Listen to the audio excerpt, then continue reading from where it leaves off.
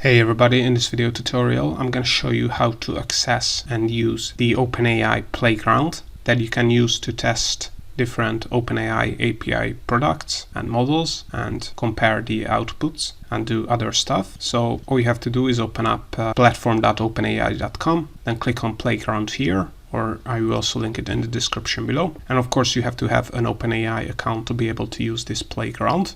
If you don't know how to do that, I also have a tutorial on how to create an OpenAI account. And once you have opened up this page, as you can see, you're gonna be able to add instructions here. Click on submit and the OpenAI model will generate content for you. You can also use some example here, so some presets here. So if you want to translate English to other languages, you can use this model. You can summarize certain texts here, so you can use these test models here. You can also change the mode here, so it's currently set to complete, but you can change it to ChatGPT like model, like the chat mode, the insert mode, or the edit mode. You can also change the model the Playground uses, so you can use the text DaVinci 03 model, Query model, and you can also set certain settings here. So the temperature, which is controlling randomness, the maximum number of tokens to generate, you can set here. You can add a stop sequence here. You can also change the P, which is the diversity, and other settings here. So let's see an example.